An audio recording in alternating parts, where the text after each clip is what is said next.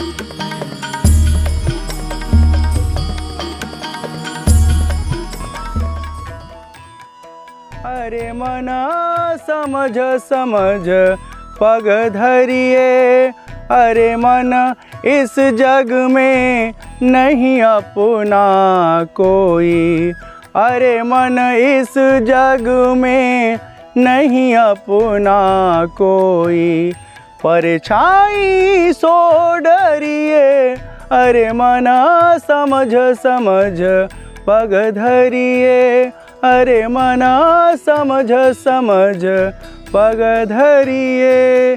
तो ज़िंदगी में जो भी आप रास्ता चुनते हैं अपने जीवन को लक्ष्य की ओर ले जाने के लिए, सोच समझ करके एक कदम बढ़ाना, ताकि आगे बढ़ने के बाद पश्चाताप न रहे कि काश मैं सोचा होता, सही तरीके से विचार किया होता, तब इस सफ़र पे चला होता तो हमें तकलीफ़ नहीं होता, हमें पीछे मुड़कर फिर दूसरा सफ़र, दूसरा रास्ता नहीं चुनना होता।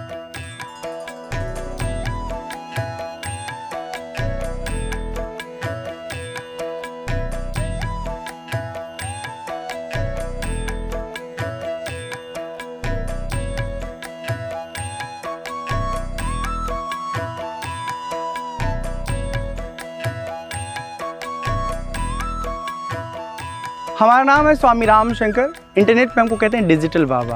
अब ये डिजिटल बाबा क्यों कहते हैं, इसका एक बहुत साधारण सा कारण है। सोशल मीडिया के दौर में जहाँ हर कोई अपनी बात एक क्लिक के ज़रिए एक जगह से दूसरी जगह तक, एक व्यक्ति से दूसरी व्यक्ति तक पहुँचा रहा है, ऐसे में हम आध्यात्म के विषय वस्तुओं को, प्रवचनों को, सत्संग को, जीवन में जो उपयोगी ज्ञान विज्ञान है उसको इंटरनेट के ज़रिए अपने युवा पीढ़ी तक पहुँचा रहे हैं। और जो कोई हमारे चीज़ों को, बातों को सुनता है, समझता है, हमसे बातचीत करना चाहता है, वो आसानी से हमसे जुड़ सकता है, हमसे मिल सकता है, हमसे बात कर सकता है। तो हमारे और हमारे लिसनर, हमारे श्रोता वर्ग में कहीं कोई कम्युनिकेशन गैप नहीं है। बहुत इजी अवेलेबिलिटी के साथ हम उनसे बात कर लेते हैं, इंटरैक्ट कर लेते हैं, और यही कारण है कि हमको डिजिटल बाबा कहा जाता है। मेरी कोशिश है कि जो आध्यात्म में जीवन का विज्ञान है, व्यवहार का विज्ञान है, तनाव से मुक्त रहने का जो ज्ञान है, वो सारी बातें अपनी पीढ़ी को बताएं, समझाएं और उनसे कहें कि आप बाहर की दुनिया में जो सुख, सुकून, आनंद ढूंढ रहे हो, ठीक है, आपको अच्छा लगता है तो ढूंढो, लेकिन साथ ही साथ अपने भीतर भी उतरो, क्योंकि जब भीतर से अपने आप को जानोगे ना, खुद को पहचानोगे, तो बाहर की कोई भी चीज़ आपको प्रभावित नहीं कर पाएगी। हम नर्मदा परिक्रमा पर निकले हैं, आज हमारा 6ठा दिवस है।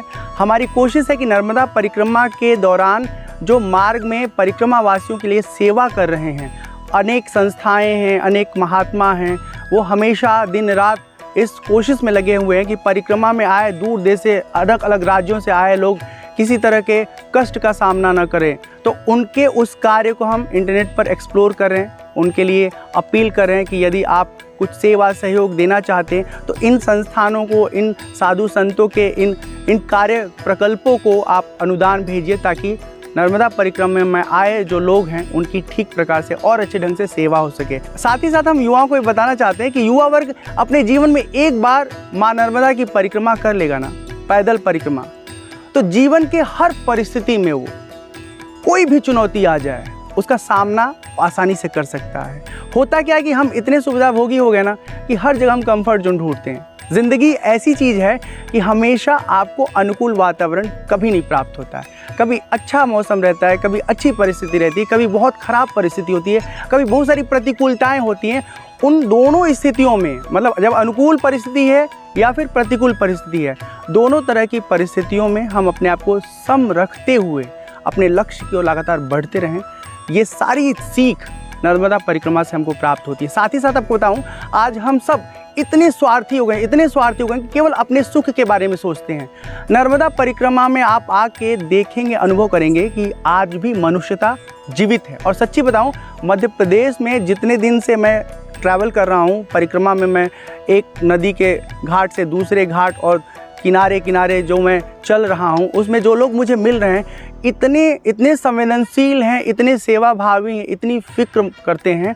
वो हर बात बहुत सोच समझ के करते हैं और इस कोशिश में लगे रहते हैं कि जो परिक्रमा मैया की कर रहे हैं उनकी परिक्रमा सहज हो, सुखद हो और किसी तरह के दुख का, कष्ट का उनको सामना न करना पड़े। तो इसके लिए मैं हृदय से मध्य प्रदेश की जनता को, नर्मदा परिक्रमा में लगे उन तमाम संगठनों को, साधु महात्माओं को, स्वयंसेवकों को, गांव के लोगों को धन्यवाद दे रहे हैं कि जो बहुत बहुत बहुत सुंदर और सार्थक कार्य करके नर्मदा परिक्रमा वासियों की सहायता कर रहे हैं। नर्मदे हर सीताराम।